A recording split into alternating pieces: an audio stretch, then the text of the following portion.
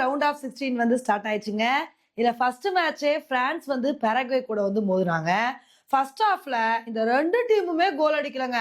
கோல் அடிக்கலன்னா என்ன, நாங்க மல்லு கட்டுவோம்னு சொல்லிட்டு பிரான்ஸ் பிளேயர் எம்பப்பே மேல பராகுவே பிளேயர் சட்டைய புடிச்சு வந்து கை வச்சுட்டாங்க.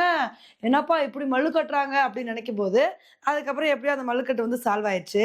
அதுக்கப்புறம் என்ன இவங்க 2 பேருமே கோல் அடிக்காம இருக்காங்க அப்படின்னு நினைக்கும்போது தான், கரெக்ட்டா 70வது நிமிஷத்துல பிரான்ஸுக்கு வந்து ஒரு பெனால்டி வாய்ப்பு வந்து கிடைச்சுச்சுங்க.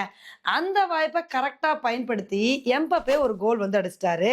இதனால பிரான்ஸ் வந்து இந்த மேட்ச 1க்கு 0 அப்படின்ற அடிப்படையில வின் பண்ணி, அழகா குவார்டர் ஃபைனலுக்கு வந்து போயிட்டாங்க.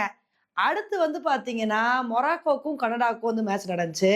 மொராக்கோ வந்து கனடாவுக்கு கொஞ்சம் கூட சான்ஸே குடுக்கலங்க.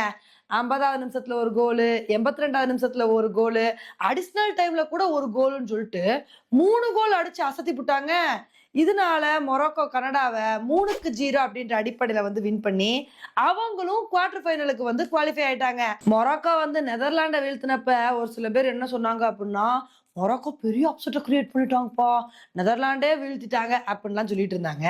ஆனா போன தடவையே மொராக்கோ வந்து செமிஃபைனல் வரைக்கும் வந்திருந்தாங்க.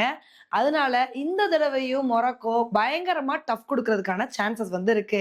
இதெல்லாம் விடுங்க. இன்னைக்கு தாங்க சிறப்பான மேட்சஸ் வந்திருக்கு. இன்னைக்கு பிரேசிலுக்கும், நார்வேக்கும் மேட்ச் வந்திருக்கு. போன தடவ பிரேசிலுக்கு ஜப்பானே நல்லா தண்ணி காட்டுனாங்க. ஒரு மரண பயத்த வந்து பிரேசிலுக்கு ஜப்பான் காட்டிட்டாங்க அப்படின்னு தான் வந்து சொல்லணும். அப்படி இருக்கும்போது, இன்னைக்கு நார்வே நல்ல ஒரு பெர்ஃபார்மன்ஸ குடுத்து பிரேசில வீழ்த்தி அப்செட்ட கிரியேட் பண்ணுவாங்களா? இல்ல பிரேசில் நாங்க நார்வேவ வீழ்த்துவோம் அப்படின்னு சொல்லிட்டு வீழ்த்துறாங்களா? அப்படின்றத பொறுத்து வந்து பார்க்கலாம். இன்னொரு பக்கம் வந்து பார்த்தீங்கன்னா, மெக்சிகோவுக்கும், இங்கிலாந்துக்கும் மேட்ச் வந்து இருக்கு. அதுல யார் வின் பண்றாங்க அப்படின்றதையும் வந்து பார்க்கலாம். ஓகே ஃபிரெண்ட்ஸ், இன்னைக்கு நடந்த இந்த 2 மேட்ச பத்தி நீங்க என்ன நினைக்கிறீங்க அப்படின்றத என்னோட கமெண்ட் செக்ஷன்ல போடுங்க. இதே மாரி இன்னொரு வீடியோல உங்கள வந்து மீட் பண்றேன். Bye friends.